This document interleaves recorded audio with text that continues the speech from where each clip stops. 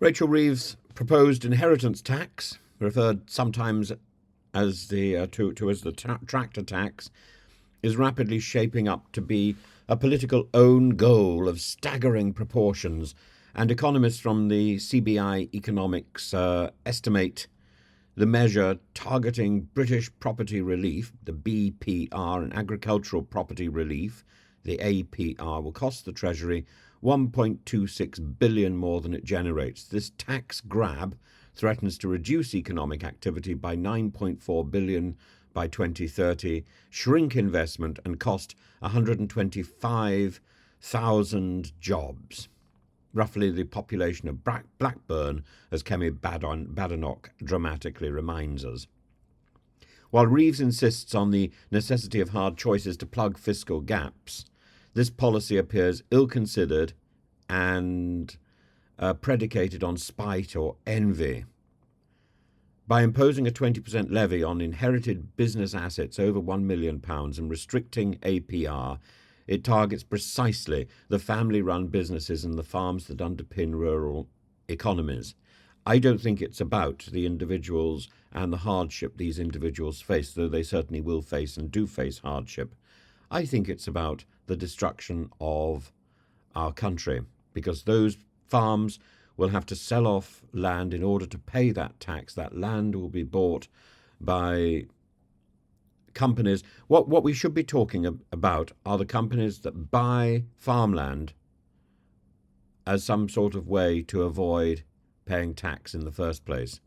And those companies, rather like the very rich farmers, have got enough money to get really good tax advice and avoid paying this tax in the first place. This is only a tax that will hit the smaller farms, no matter what assurances the Treasury offers. The Treasury offered us assurances about VAT on private schools.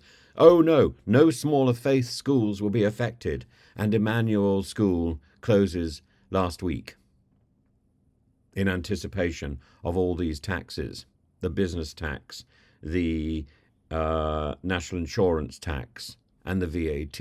It's smaller companies cannot sustain this vomit of tax demands like that.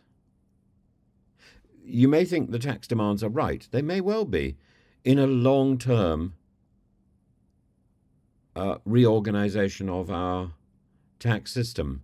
But this knee-jerk approach is simply nastiness, and it doesn't work. It attacks the wrong people who simply haven't got the means to survive this sort of assault. Farmers, once the guardians of British tradition, are now rallying in London against Labour's vision, raising stark warnings of business closures, job cuts, and even personal tragedies among these elderly landowners particularly, who don't have time to gift their properties to their children. There isn't the time. Just as with education, you need time to plan. And very much with farming. Farming is a long-term business. The farms themselves, the land itself may be worth a tidy sum, but most farmers can barely generate £40,000 a year. That is not rich. The irony of Reeves's policy lies not only in its economic inefficiency, but also in its timing. Britain, already grappling with the economic fallout of Brexit, seems ill-prepared to absorb further self-inflicted wounds. Brexit cost the UK a staggering £140 billion to date, slashing GDP by 4%, causing the loss of 200,000 jobs, a stark contrast to Badenoch's rhetoric about the devastation of Reeves's inheritance tax. But it doesn't make Reeves's inheritance tax any better, does it?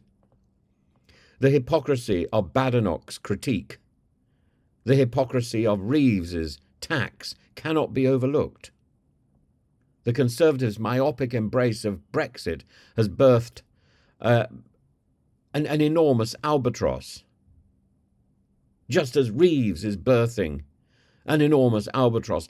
I don't think aviation can sustain these two enormous birds flapping around at the same time. And the comparison with Brexit and Reeves is, it should be striking. Reeves's inheritance tax reforms are projected to lose £1.26 billion. Brexit, by comparison, has drained the national coffers by billions annually while gutting trade, reducing investment, stifling growth. Reeves's error is one of flawed policy design. Brexit remains an error of the failure of a system and political hubris. We cannot have both at the same time, and the destruction of schools in the wayward belief that that's going to improve schools elsewhere. Destruction doesn't produce progress.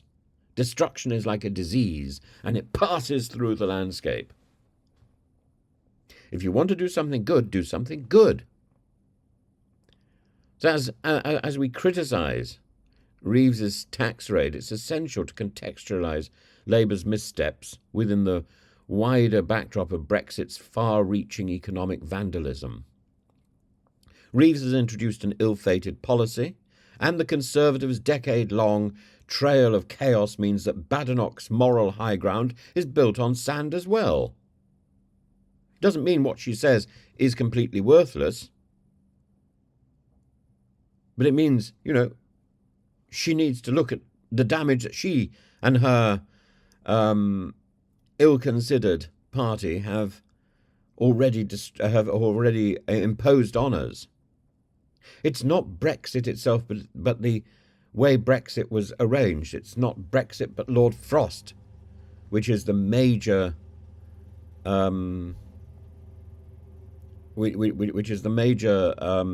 responsible. Lord Frost. We can discuss till the cows come home about whether, the cows aren't going to come home, the farms are going to be gone.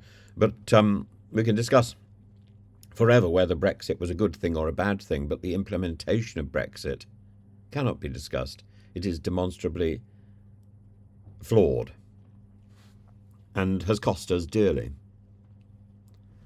And Brexit reigns supreme, a disaster so all-encompassing that Reeves's tractor tax looks, by comparison, like tinkering with a tractor's carburettor while the engine lies in pieces on the ground. But that doesn't mean that Reeves gets off scot-free, and it doesn't mean she shouldn't be criticised. She should. Because this is about bashing somebody when they've already been flawed, when they're already down. The farmers have been hit again and again and again. They were hit badly by George Eustace's imposition of EU rules about foreign workers.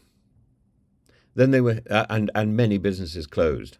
That decimated, it destroyed the bulb trade in Lincolnshire, for example. Then they were hit by Brexit itself, which they were told would benefit them. The fishing industry is much the same.